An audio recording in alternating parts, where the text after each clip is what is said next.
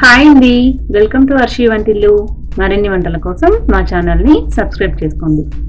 ఈరోజు మన రెసిపీ వచ్చేసి గోధుమ పిండితో హల్వా. చాలా క్విక్గా ప్రిపేర్ చేసుకోవచ్చు. స్వీట్ తినాలనిపించినప్పుడు ఇలా ప్రిపేర్ చేసుకోవచ్చు. తయారు చేసుకోవడానికి కావాల్సిన పదార్థాలు: గోధుమ పిండి 1 కప్పు, పంచదార 1 కప్పు, నెయ్యి 1 కప్పు, డ్రై ఫ్రూట్స్ కొద్దిగా, ఇలాచీ పౌడర్ 1/2 టీ స్పూను. ముందుగా స్టవ్ వెలిగించుకుని ప్యాన్ పెట్టుకుని 1 కప్పు గోధుమ పిండిని ఒక ప్యాన్లో వేసుకుని డ్రై రోస్ట్ చేసుకోవాలి. లో ఫ్లేమ్లో మాత్రమే డ్రై రోస్ట్ చేసుకోవాలి.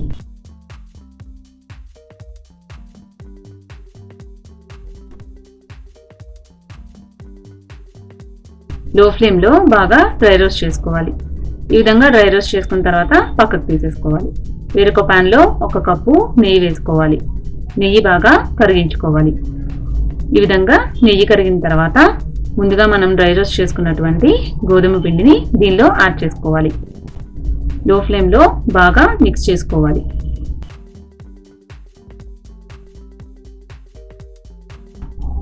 చూడండి, ఈ విధంగా కంటిన్యూస్గా మిక్స్ చేస్తూనే ఉండాలి.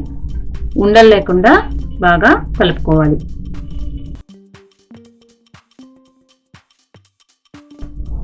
లో ఫ్లేమ్లో మాత్రమే ఈ విధంగా మిక్స్ చేసుకోవాలి.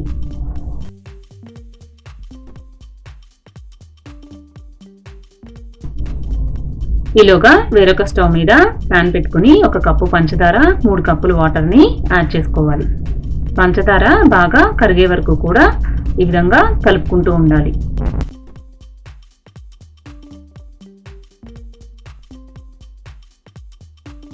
చూడండి, పంచదార బాగా కరిగిపోయింది. ఈ విధంగా కరిగిపోతే సరిపోతుంది. పాకమేమీ రానవసరం లేదు. చూడండి, ఈ గోధుమ పిండి మిశ్రమము దగ్గరకు వచ్చింది. ఈ విధంగా దగ్గర పడే వరకు కూడా గోధుమ పిండి మిశ్రమాన్ని బాగా కంటిన్యూస్గా కలుపుతూనే ఉండాలి. కలర్ కూడా చేంజ్ అవుతుందండి.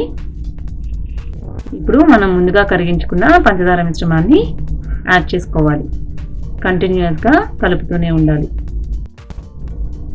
కొద్దిగా వేసుకుంటూ కలుపుకుంటూ ఉండాలి.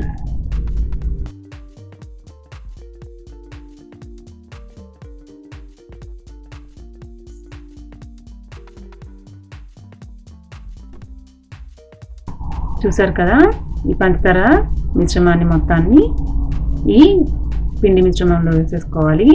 ఈ విధంగానే కంటిన్యూస్గా కలుపుతూ ఉండాలి.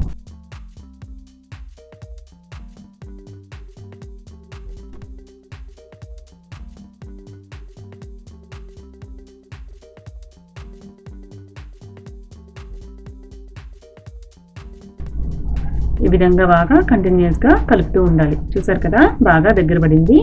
ఇప్పుడు వేరొక ప్యాన్లో ఒక 2 టీ స్పూన్స్ నెయ్యి వేసుకోవాలి. డ్రై ఫ్రూట్స్ని వేసుకుని లో ఫ్లేమ్లో బాగా రోస్ట్ చేసుకోవాలి.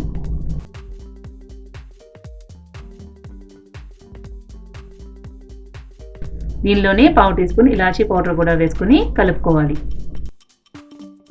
వేయించుకున్న డ్రై ఫ్రూట్స్ని యాడ్ చేసుకోవాలి.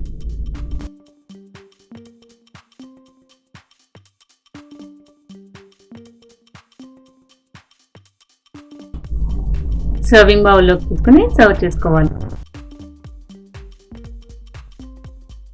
గోధుమ పిండి హల్వా రెడీ.